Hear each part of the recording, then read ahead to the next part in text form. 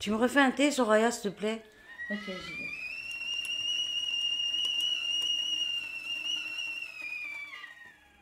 T'as des nouvelles de Jean-Pierre? Il n'a pas été reçu par le juge, il est en mandat de dépôt. Ça va être long, c'est pas pour maintenant.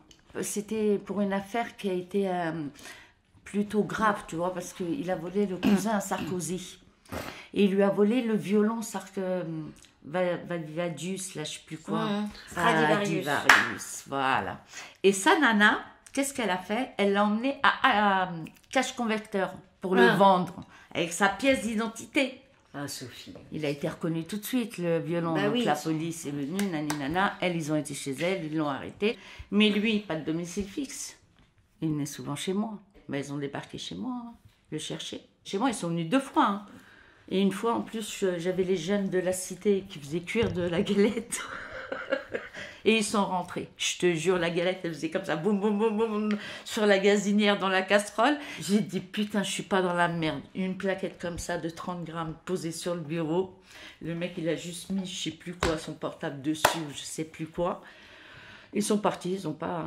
Et là, vendredi matin, ils se sont pointés à la porte. Ils m'ont dit, colis.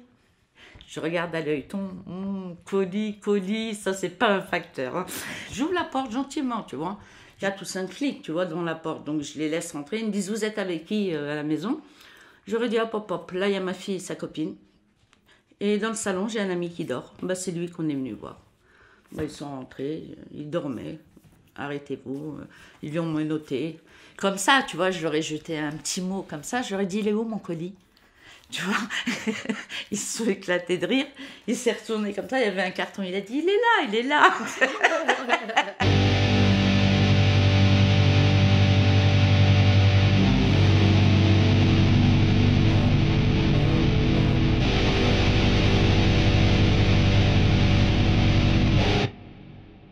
Je m'appelle Soraya, j'ai 56 ans. Je me suis mariée jeune, avec un truand. Et avec les 12 ans de vie commune, moi je faisais absolument rien, mais je voyais tout ce qu'il faisait. Et puis voilà, j'ai réussi à devenir plus forte que lui. Lui, il était au chômage et moi, j'amplifiais mes conneries. Moi, j'aime bien voler ni vu ni connu. Et j'ai aimé l'adrénaline que ça m'apportait, tu vois. Cette force que j'avais, tu vois, pour réussir mes coups, en fin de compte. C'est en même temps cette palpitation du cœur, parce que tu regardes à droite, à gauche, tu vas pas te faire griller. Mais ça marchait tellement bien, oui, j'étais contente, j'étais heureuse.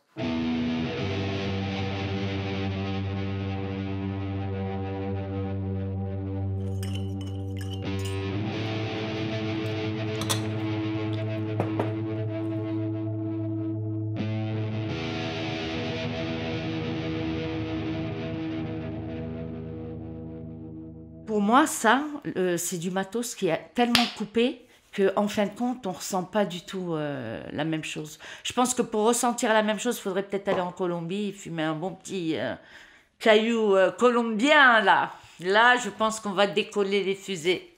Ouais, là, oui. Mais actuellement, je ne pense plus qu'il y a de la coque. Vraiment, comme on dit, même, je dirais, à 50%. Il n'y en a plus. Tu vois, la première taffe du début, qui te donnait les palpitations, mais aussi la transpiration. Et puis, tu vois, c'est-à-dire, il y avait quelque chose. Maintenant, quand on fume, on sent que les palpitations, c'est tout. Mais moi, je trouve qu'il y a un autre paramètre qui est vachement important. Hein. C'est lequel? On n'a plus le même âge. Je pense qu'au niveau cardio, au niveau circulation sanguine, au niveau neurologique, c'est vrai. On s'est quand même bien fatigué, quoi. Je m'appelle Mélissa, j'ai 47 ans. J'ai pratiqué la prostitution de 25 à 35 ans par intermittence. Ah, ça c'est un des chemisiers rescapés des années sexy. Ça aussi. C'était une robe, comment on appelle ça? Portefeuille. Voilà, une robe portefeuille rouge vif. Et puis elle était... au moins 5-6 cm sous le genou. Elle était un peu longue pour le cliché qu'on a des fois des prostituées. Puis les talons aiguilles, c'est pareil. C'était des talons aiguilles, pas vernis rouge, mais rouge. qu'à l'époque, je faisais ferrer tous mes talons. Il fallait que j'entende ce petit clic, clic, clic. Et oui, c'est un déguisement, c'est un jeu de rôle. Chaque nuit est une histoire que tu vis différemment, toujours dans le même rôle. Et quelque part, ce déguisement de féminité, il est pour attirer. Et paradoxalement, il est aussi pour te protéger. Oh là là, fouille partout. Bah dis donc, hein, la preuve que je les ai abandonnés, les talons. Hein. Oh là, hein. T'as vu ça quand même, si on savait quelle belle carrière ils ont eue.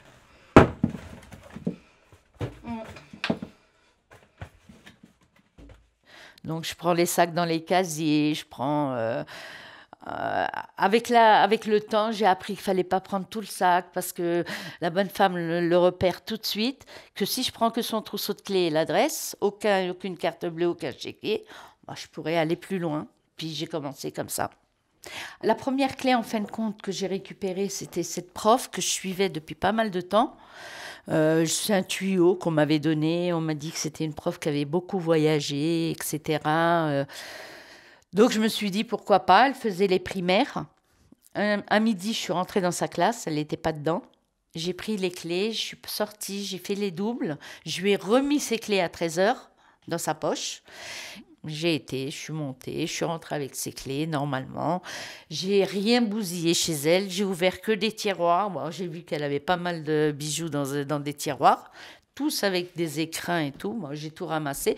Puis en sortant, il y avait un placard comme ça, je l'ai ouvert, j'ai vu une pochette. Je l'ai ouvert, j'ai dit, oh mon Dieu, il est avec moi. Hein. Avec les bijoux, je trouve même de l'oseille. J'ai mis ça ici, les bijoux dans mon cabas, je suis sortie de la maison en fermant la porte.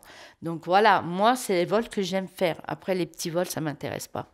Après, oui, quand je suis grillée un peu partout, je peux aller à Galerie Lafayette et prendre des sacs qui coûtent quand même 1700, 1800, puis que je revends quand même une certaine somme. Ça me fait toujours du liquide. Je n'aime pas avoir du matériel, j'aime avoir du liquide dans les mains.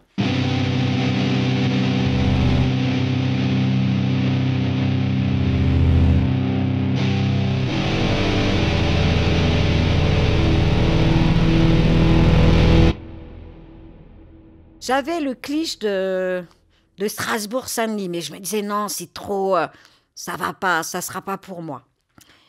Donc je suis allée à Port-Dauphine, le premier, alors que voilà, avec toute ma naïveté, tout mon imaginaire, sans savoir que c'était un terrain de plus d'échangisme quelque part. Il y a une perversion friquée là-bas. Il y a de l'argent, ok, mais il y a du high level au niveau des demandes sexuelles. Donc moi, je me suis retrouvée là-bas. Donc c'est vrai que j'ai dû envoyer balader 1, 2. C'était très pénible parce que j'étais jamais dans le schéma de ce qui était recherché. Alors des bagnoles qui s'arrêtaient, ça, il y en a eu un lot. Mais ce qu'on me présentait me dépassait, moi, en fait, parce que je ne connaissais rien. Comme quelqu'un qui m'a parlé d'un god, je savais même pas ce que c'était un god. Pour moi, god, c'était Dieu.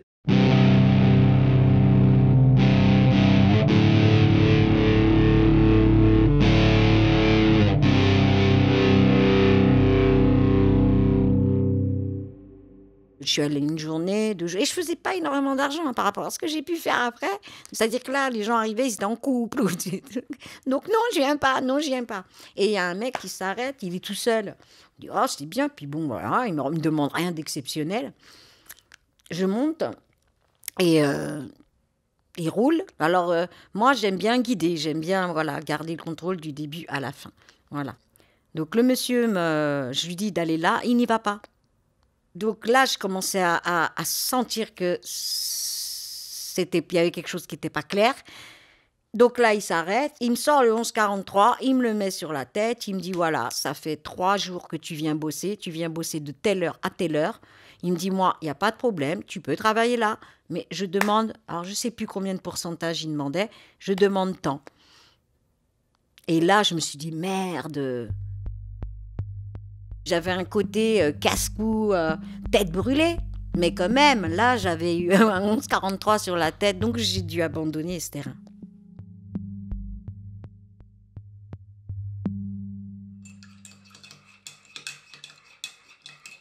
On était habitué à l'argent facile. Moi, pour moi, ça n'a jamais été de l'argent facile. J'ai un rapport à l'honnêteté peut-être qui est différent de toi. Du mien. Mais moi, les cambriolages, 5 ans, j'ai fait les cambriolages. J'ai jamais pu sortir d'un appartement sans ressentir toujours de l'empathie pour les gens que j'ai braqués. Je me suis toujours sentie coupable. Donc j'ai su que c'était pas ma voie. Donc moi, les cambriolages, c'était vraiment pour me mettre l'aiguille dans le bras.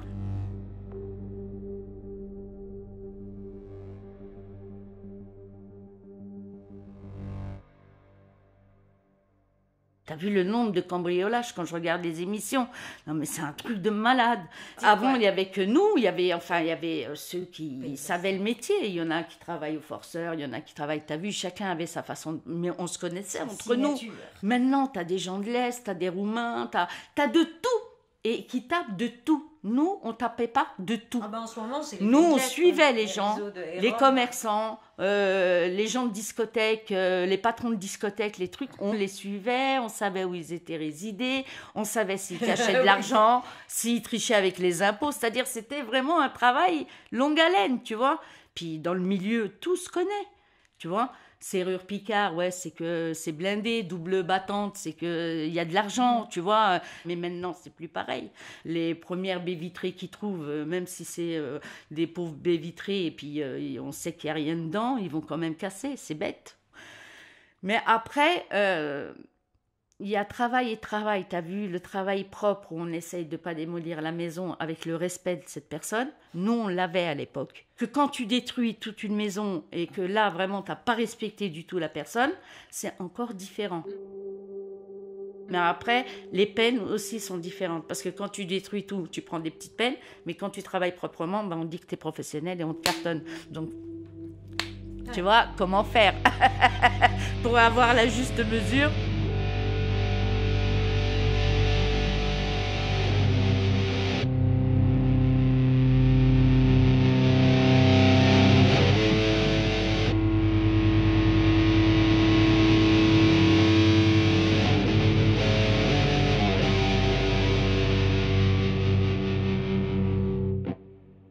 Et tes amours, comment vont-ils? C'est une blague. Le gros dinosaure, là, il est rentré tellement fat parce qu'il avait fait une nuit blanche avant. Il rentre sans queue. Merde. Exactement. Non. Puis la sexualité, c'est la santé. Elle parle que de cul, cette meuf. Ça fait un mois. Oh, ma pauvre chérie. Ma pauvre chérie. Mais t'as vu ça où, toi? Ça fait un mois. Ça fait 10 ans. Mais toi, t'as fait un deuil précoce, toi. Ah oui, moi j'ai fait vraiment un deuil précoce. T'as fait un deuil précoce. Là, je revois une vieille connaissance. Bon, alors, il sort d'une longue peine, là. Pour Braco, je crois. Mais bon, il sort d'une longue peine. Je sais que t'allais jaser. Je sais. Ah, je dis rien, moi. Mais pour l'instant, il est droit. Les 8 jours que j'étais chez mon père, il m'a appelé tous les jours. On s'est appelé plusieurs fois par jour. On s'est envoyé sur 7 jours 162 SMS, un truc comme ça. Donc, ouais, mais bon, c'est bon à prendre. C'est du prix. Tu rêves, tu te fais des films, tu redeviens adolescente. T'as des gargouilles. T'as une montée d'hormones. Mais c'est top, tout ça. C'est bon pour la santé. C'est un sport comme un autre. À minuit, t'es vite redescendu. Non, pas du tout. Pas du tout. Je suis Cendrillon, moi. Il s'appelle Eddy. Je le connais, mais à l'époque, hein, on va dire. Tu le voyais en moto. moto. C'est un ancien, tu vois, c'est un ancien. 42 ans. Oui, mais il est ancien dans le milieu, je vais dire. C'est pas d'aujourd'hui. Il traînait à rue Mira et tout. Mais je vois c'est qui, mais il a dû vieillir, hein, le mec. Il a dû... Non, j'ai pas photo. Non, justement, parce que ah ben non, la prison, ça conserve. Ça conserve, c'est vrai. Et la coque aussi, ça conserve. Tu trouves que la coque conserve? Ah ouais, moi je trouve que la coque, elle conserve. Faudra dire ça à mes dents, hein. Tu veux un bout de gâteau? Tiens, avec ton chocolat chaud, c'est bon.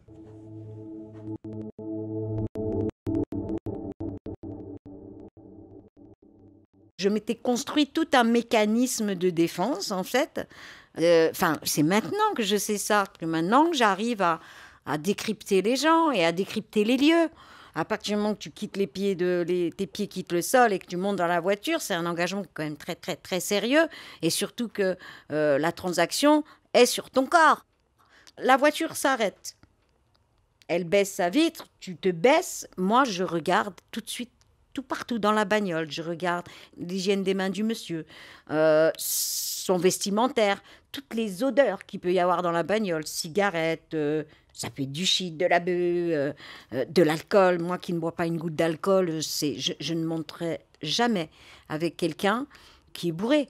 Tout l'intérêt que je trouve dans ce métier, c'est de garder le contrôle.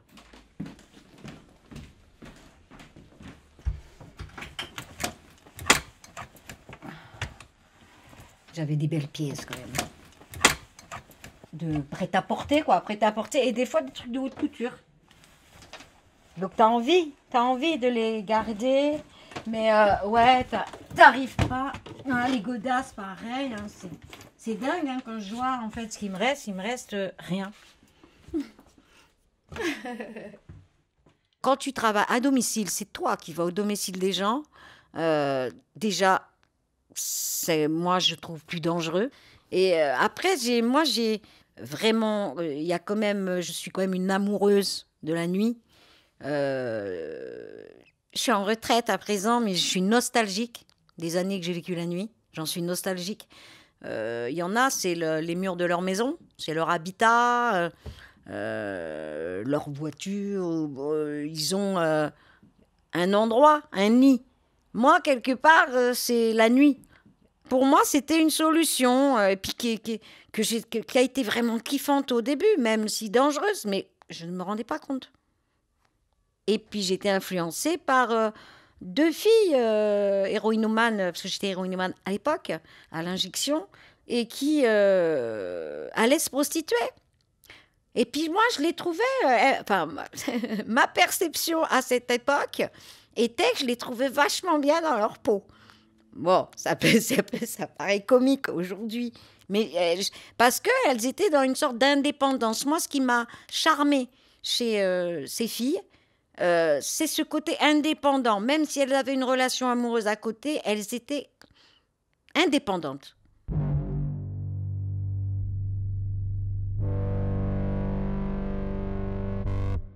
Moi, j'étais dans cette posture. J'ai un mec, je devais bosser. Mais l'argent, il était pour moi, d'une. C'était pas genre, il m'attend. Je veux dire, même s'il est là, si je donne, c'est parce que j'en ai envie.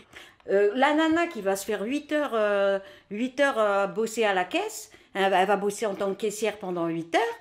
Je sais pas, elle fait des courses à la maison, elle fait croquer son bonhomme. Bon, toi, ton métier, c'est la prostitution, tu fais de l'argent, tu fais croquer ton bonhomme. Après, je sais qu'il y a plein d'histoires de merde, bien sûr.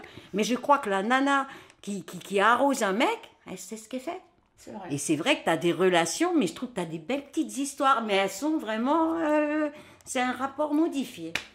Mon dernier mec, là, l'Israélien, je suis désolée, il avait un bon poste, pas loin de l'Assemblée, il gagnait bien sa vie.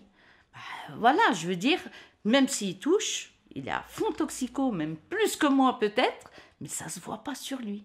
Ça, j'étais attirée par ce genre d'homme. Mais le genre d'homme vraiment du milieu, tu vois, avec les nanas qui vont tapiner, qui reviennent. Moi, j'ai vu beaucoup ça, tu vois, dans le milieu. Et moi, je suis choquée. Moi, c'est quand même dans le milieu, hein, sur un trottoir à Strasbourg-Saint-Denis, voilà, rue Sainte-Apolline, je crois, tu sais.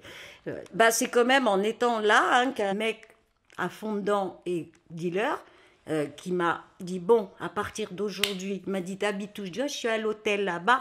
Il dit, voilà, moi je prends tout en charge. Il passait, il payait tous les jours, j'avais le petit-déj, c'était un hôtel 2 étoiles. Et pendant plusieurs mois, il s'est occupé de moi comme ça. Et il payait 2 mecs, il les payait pour que quand je sorte accompagnée de ces 2 gars. Non mais attends, c'est un film ça. Quand je raconte ça, j'imagine que... Non. J'ai jamais été plus valorisée que dans le milieu. On est restés 3 ans ensemble.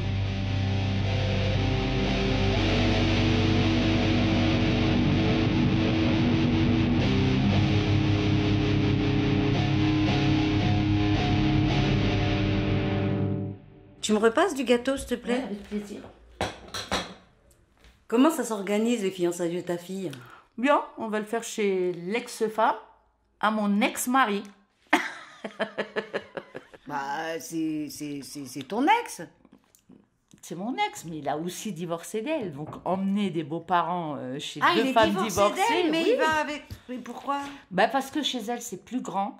Et elle me l'a proposé gentiment. Donc, je pense que c'est plus faisable. Parce qu'elle, elle fait plus Au rebeu, tu niveau de vois. Elle vient l'espace. du bled pour les gâteaux et tout. Moi, je m'y connais pas. Tu vois, moi, je vais pas se poser ça. Moi, j'en ai à foutre.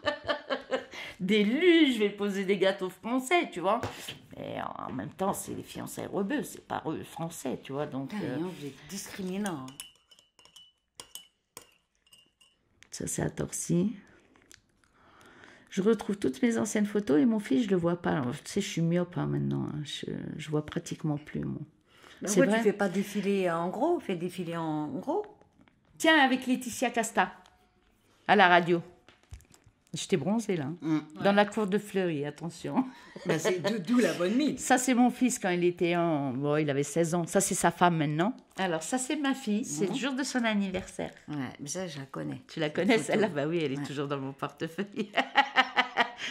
Alors, maintenant, elle est où? Parce que ma fille, on a tellement de photos d'elle, en fin de compte, que...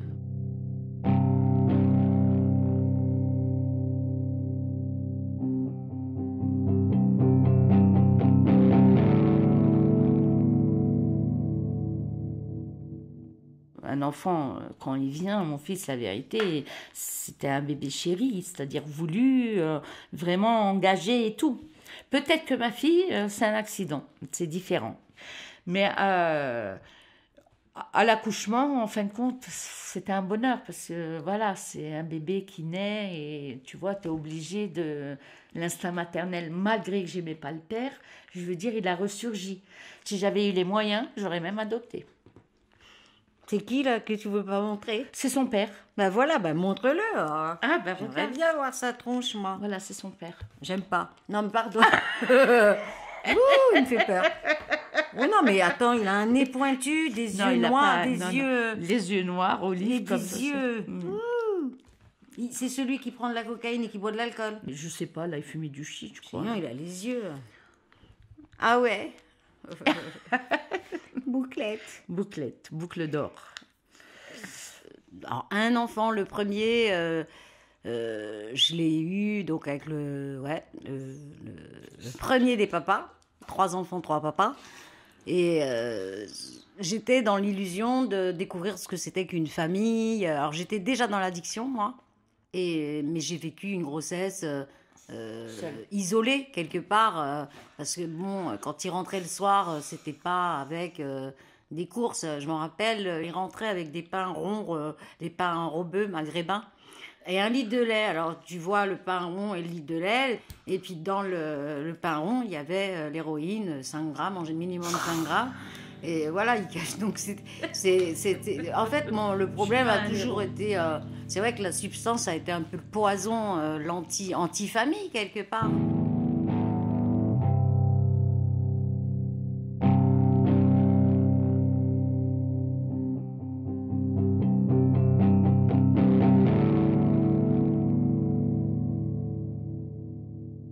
Mon fils est resté 26 ans avec moi. Il fume pas, il boit pas, il est pas voyou. Et il m'a toujours dit, je ne referai pas les mêmes erreurs que toi. Il savait que je volais. Il savait que quand les flics l'appelaient, il fallait qu'il nettoie la maison. Tu vois, il fallait qu'il vide tous les lieux de choses susceptibles d'être venues d'un vol. Et voilà, il fouillait dans ma chambre, il sortait tout.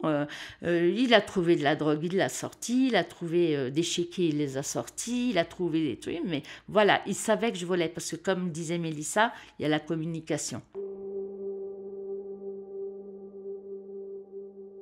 Mon fils, il me dit toujours, maman, je t'en veux pas pour la vie que tu as menée. Parce que tu m'as toujours gâtée. Tu as toujours commencé par moi. Le frigo était toujours plein. Tu étais toujours à la maison. Mais je t'en veux parce que c'est vrai. Des fois, quand je me droguais, je n'aimais pas rentrer. Tu vois, pour pas qu'il me voie défoncer, en fin de compte, je restais dehors. Mais il me dit, si tu meurs un jour, tu vois, je sais même pas où aller te chercher. Tu vois, c'est ce qu'il me reprochait. Mais avec le temps, j'ai appris à gérer. Je ramenais mon matos chez moi, dans ma chambre, pas devant mon fils, toujours caché. Mon fils, pour rentrer dans ma chambre, il est obligé de frapper. Je lui ai appris ça petit, parce que moi-même, je rentre pas dans sa chambre tant que j'ai pas frappé à la porte. Mais par contre, quand il était petit, j'ai préféré le mettre en nourrice. Je touchais à l'héros à cette époque. Je me réveillais pas le matin pour déjeuner. C'est compliqué quand tu as un enfant parce qu'il faut lui donner son petit-déj, il faut lui donner son biberon et tout. Ben, à 1 an et demi, je l'ai placé en nourrice. C'est mon grand, ça. C'est Mehdi. Alors, il devait avoir 6-7 ans, là. Mais voilà, ça, c'est mon fils, ma fille. Mes enfants, bon, ils ont été placés, mais je suis toujours restée, écouter les téléphones, j'ai toujours appelé, j'ai fait des courriers. Je leur ai toujours dit la vérité. Quand j'ai eu une petite altercation verbale avec mon fils aîné à Noël, mais pourquoi t'as fait des enfants, tu m'as abandonné. Enfin, c'est des choses qui sont très violentes à entendre. Mais c'est la vérité. C'est la vérité. J'ai fait ce que je pouvais. Après, c'est une souffrance énorme des deux côtés. Quand je vois aujourd'hui mon fils qui est comptable, ma fille qui va rentrer en formation après un bac S, donc je pense que j'ai bien fait, mais qu'il n'y a pas de réparation sans dommage, malheureusement.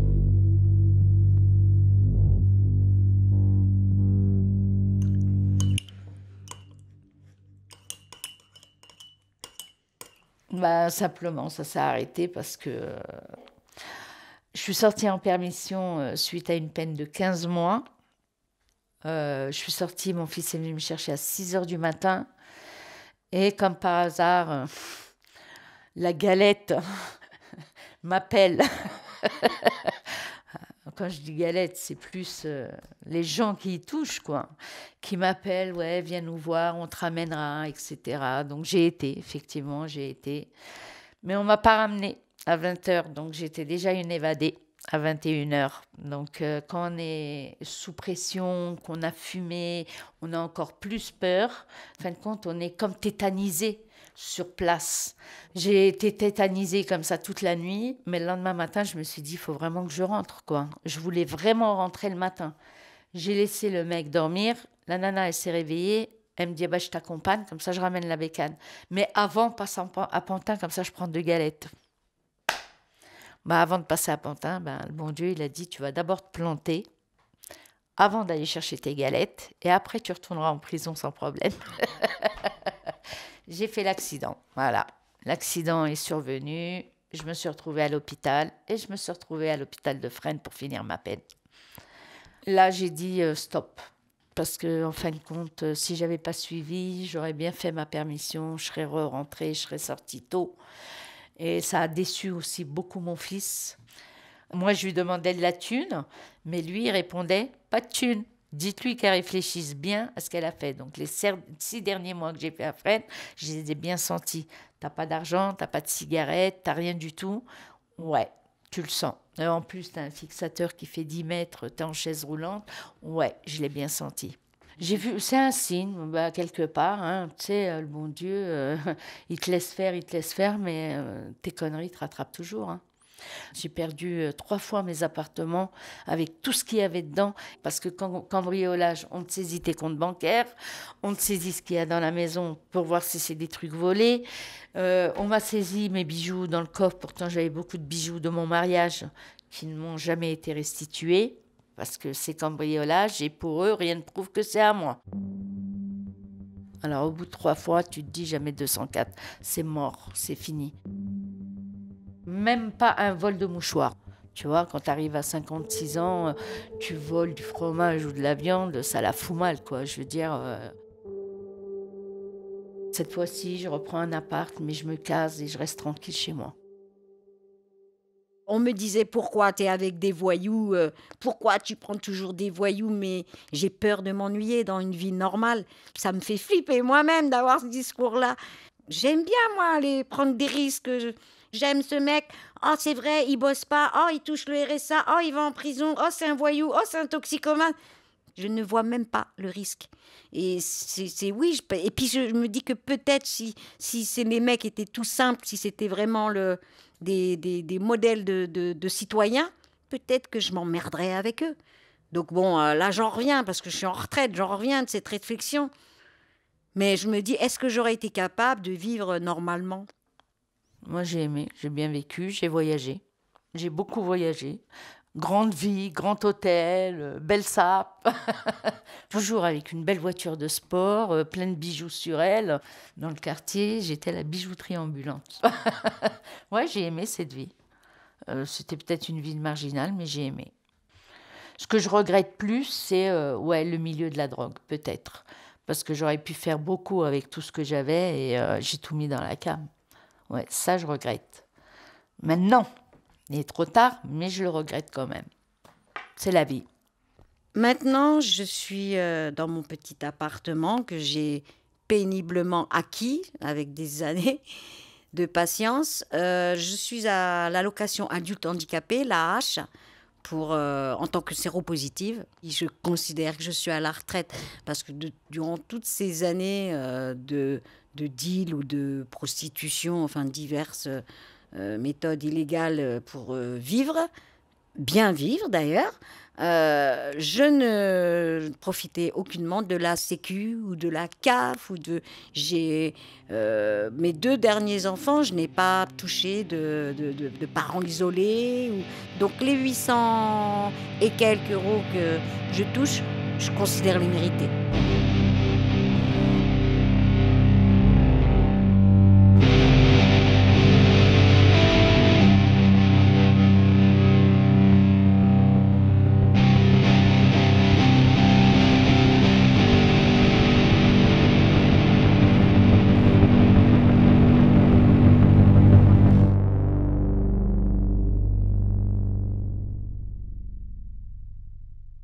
Oui, moi, je suis considérée comme une usagère qui a une consommation contrôlée. C'est les médecins qui m'ont dit ça. La consommation contrôlée de crack, elle est tout à fait possible. C'est-à-dire que si tu es dans une vie calme, bien stable, bien rangée, mais bien sûr que tu peux être dans une consommation contrôlée. Parce qu'en général, consommation contrôlée entraîne à un horaire de prise qui va être tous les jours le même. Moi, c'est complètement maîtrisé. Il y a l'addiction. Voilà. Le plaisir, par plaisir. Là. Et j'ai pas envie de prolonger après ou de continuer toute la semaine, ou tu vois. Ça m'arrive par contre de penser, oh aujourd'hui je fumerais bien juste une taf. Ça m'arrive, je dis pas que ça m'arrive pas. Juste une taf. Puis après je dis, allez, je vais dans ma chambre. Puis j'oublie, il faut que j'oublie en fin de compte. Sur le moment, il faut que j'oublie. Mais addict, plus du tout. Ça c'est sûr et certain. Allez, j'ouvre.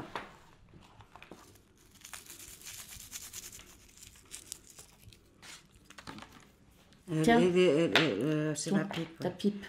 Et la tienne. Elle est dans ma main, t'inquiète. Ah ouais, toi, t'es prête à dégainer, toi.